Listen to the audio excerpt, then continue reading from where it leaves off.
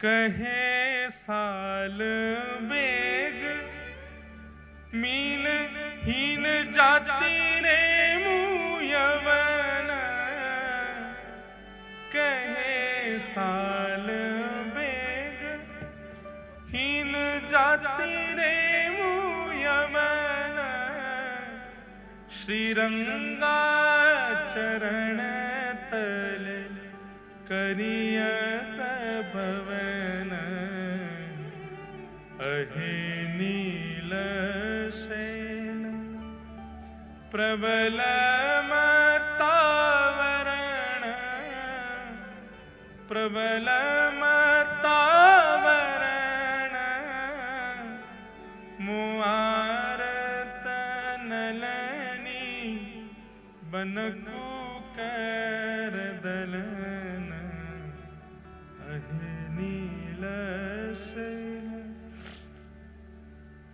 कथा सुनेंगे हम एक दिन।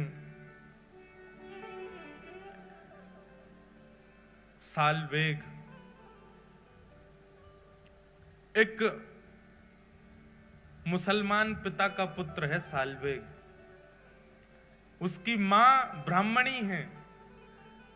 हठ पूर्वक एक क्रूर राजा के सेनापति ने एक ब्राह्मण कन्या का हरण कर लिया और हरण करके बलपूर्वक गर्भाधान कर दिया। और तब गर्भ से जन्म लेता है सालबेग, कालबेग का बेटा सालबेग।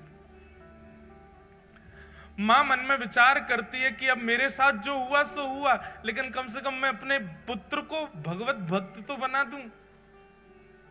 अपने पति से छुपा छुपा करके श्री जगन्नाथ जी की मधुर रस चर्चा कथा सुनाती है। सालबेग धीरे धीरे बड़ा होने लगा।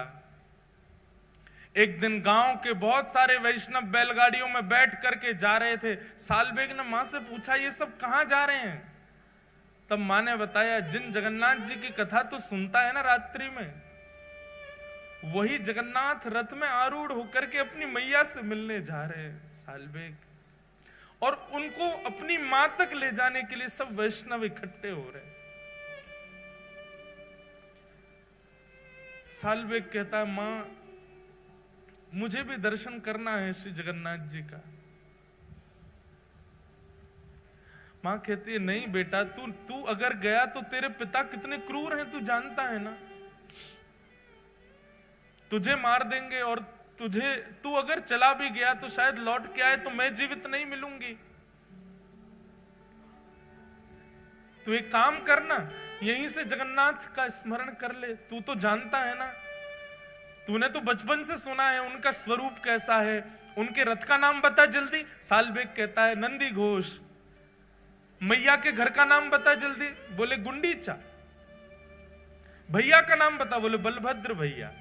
तू सब तो जानता है, तो यहीं बैठ के स्मरण कर लेना उनका। अब तू जाने की अनुमति तुझको नहीं दे सकती मैं। तब सालबेग अपने घर की छत पे ही बैठ गया है और वहीं से ही जगन्नाथ जी की दिशा में खड़े होकर के ये स्तुति गाता है। वो क्या कहता है अपनी स्तुति में? शब्द उड़िया भाषा के हैं पर इतने सुंदर हैं।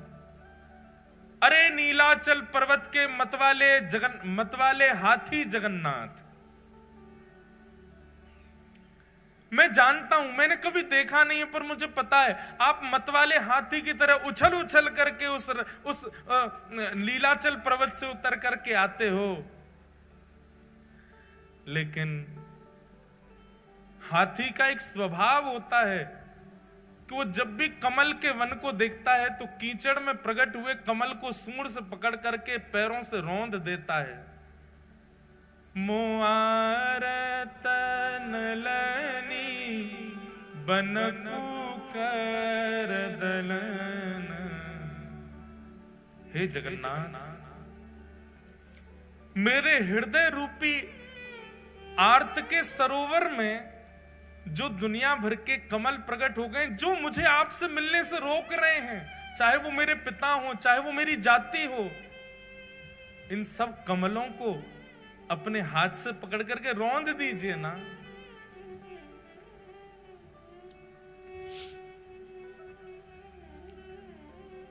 गजराज चिंता कल थाई घोर जले न गजराज।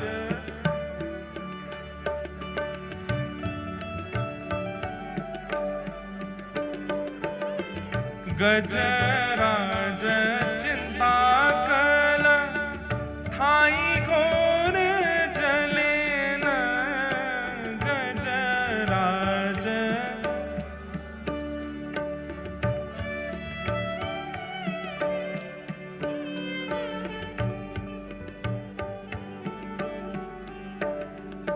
अहे नील शैल, भैया जल्दी खोलो सब, और सालबेग की स्तुति सब मेरे साथ गाओ।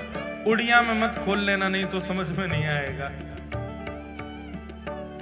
अहे नील शैल,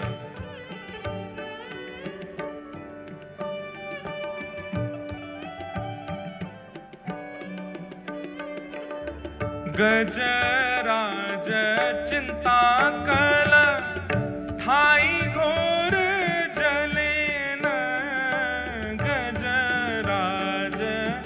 चिंता कल थाई घोर जले न चक्र पेशी नक्र नाशी उद्धरील अपन। अहे नील शैल प्रबल मत्तावरण, प्रबल मत्तावरण मुआरत नलनी बनकु कर दलन। अहे नील शैल प्रबल मत्तावरण, प्रबल मत्तावरण मुआरत नलनी बनकु कर दलन। अहे नील शैल। गजराज चिंता कर रहा था मेरी तरह कि अरे मैं तो जानवर हूं, मुझ पर कृपा कैसे करेंगे ठाकुर जी। वो भी मेरी तरह चिंतित हुआ था अपनी जाति को लेकर, प्रजाति को लेकर के, जैसे मैं चिंतित हो रहा हूं कि मैं कालबेग का बेटा हूं, मैं मुसलमान हूं, मेरी मां मुझे जाने नहीं दे रही है। ऐसे ही चिंता में पड़ा था गजराज। लेकिन नाथ आपने क्या किया? चक्र पेशी नक्र नाशी उद्धरील अपन। आप तुरंत सुदर्शन चक्र लेकर के गए और उसके पैर को अपने मुख में लेकर के बैठे ग्राह का वध करके आपने उस पर कृपा कर दी। लेकिन उस पर तो कर दी, मुझ पे कब करोगे महाराज? श्री जगन्नाथ जी जैसे ही पहुंडी करते हुए आए और आकर के अपने रथ पर विराजमान हुए, कोसों दूर से गा रहे सालवेग का स्वर श्री जगन्नाथ जी के कान में आने लगा। लाखों की तादाद में वैष्णव श्री जगन्नाथ जी के रथ को खींच रहे हैं। आज जगन्नाथ जी का रथोत्सव हो रहा है, सब लेकर के मैया के पास जा रहे हैं जगन्नाथ जी को। लेकिन सालवेग की स्तुति सुनकर के श्री जगन्नाथ जी ने अपना रथ वहीं रोक दिया। खींच खींच करके पसीना पसीना हो गए सब, लेकिन तस से मस नहीं हुआ जगन्नाथ जी का रथ। उस समय के गजपति मतलब राजा को, जगन्नाथपुरी के राजा को गजपति कहते। गजपति दौड़ करके गया, महाप्रभु जी के सामने प्रणाम किया। आज्ञा करें महाप्रभु, क्या अपराध बन गया? आपका रथ क्यों नहीं चल रहा है? जगन्नाथ महाप्रभु गजपति से आज भी बात करते हैं, आज भी दर्शन देते हैं गजपति को। गजपति को आज्ञा करते हुए जगन्नाथ जी बोले, आज की रथ यात्रा में वैष्णव नहीं आए? गजपति बोला, नाथ जहां तक दृष्टि घुमाओगे सिर ही सिर दिख रहे हैं, इतने वैष्णव तो हैं। बोले, मुझे दिखाई नहीं दे रहे हैं, मुझे तो केवल एक स्वर सुनाई दे रहा है, अहे नील शैल प्रबल मत्तावरण मोआरत नलनी बनकु कर दलन। एक नन्हा सा बालक सालबेग अपनी छत पर खड़ा खड़ा मुझे याद कर रहा है, अभी इसी वक्त उसको जगन्नाथपुरी बुलवाओ, तब तक मेरा रथ आगे नहीं बढ़ेगा। वो आकर के जब रथ का स्पर्श करेगा तभी रथ बढ़ेगा। गजपति ने सेना बुलाई, सेना लेकर के गए महाराज, किलोमीटरों दूर, 2 दिन तो पहुंचने में लगे। सालबेग के घर गए, उसके पिता ने खूब रोकने का प्रयास किया, इतनी सैन्य बल गया था महाराज, सबने दूर किया और एक पालकी में सुंदर मां के सहित सालबेग को बिठाया और लेकर के पालकी में नाचते गाते हुए लेकर के जगन्नाथपुरी आए। लाखों करोड़ों वैष्णव आस लगा रहे हैं, रथ तो खिंचे ही नहीं रहा है। तभी उस सभा में उन लाखों करोड़ों वैष्णवों के बीच में एक चेतना जगी, सब जय जयकार करने लगे। क्या देखते हैं, पालकी पर नन्हा सा बालक सालबेग बैठ करके आ रहा है। भैया सब सालबेग के पुष्प बरसाने लगे। सालबेग तो अचंभित है, वो विचार ही नहीं कर पा रहा ये हुआ क्या। और जैसे ही उस मार्ग में पहुंचा है जहां नंदी घोष रथ खड़ा है, सालबेग ने पहली बार नेत्र खोल करके सामने देखा तो नंदी घोष रथ के ऊपर बैठे जगन्नाथ जी झूम रहे हैं, उछल रहे हैं, आनंद में भर रहे हैं, इतने प्रसन्न हो रहे हैं महाप्रभु जगन्नाथ। और बार बार गजपति को इशारा कर रहे हैं, बोले इतनी देर मत लगाओ, उसको जल्दी लेके आओ, मेरे हृदय से ला करके लगा दो इसको।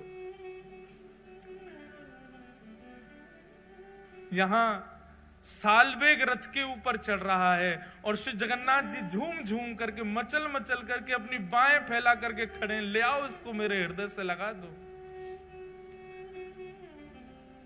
पैर रख कहीं रहा है, जा कहीं रहा है। उसकी तो स्थिति विचित्र हो गई सालबेग की। सब लोगों ने ले जाकर के जैसे ही जगन्नाथ भगवान के हृदय से लगाया, महाप्रभु जी के नेत्र सजल हो गए और मानो हृदय से लगा के महाप्रभु जी कह रहे हैं, गजेंद्र पर कृपा की थी पर गजेंद्र को हृदय से नहीं लगाया, सालबेग तुझे हृदय से लगाया। चल अब प्रणाम तो कर ले। सालबेग तो फूट फूट के रो रहा है, कितने कृपालु हैं नाथ, कितने दयालु हैं जगन्नाथ। सालबेग ने थोड़ा पीछे हट करके जैसे ही दंडवत प्रणाम किया, सब भक्त प्रतीक्षा करते रहे लेकिन सालबेग उठा नहीं और वहीं सालबेग ने अपने प्राण त्याग दिए, श्री जगन्नाथ जी में ही विलीन हो गए।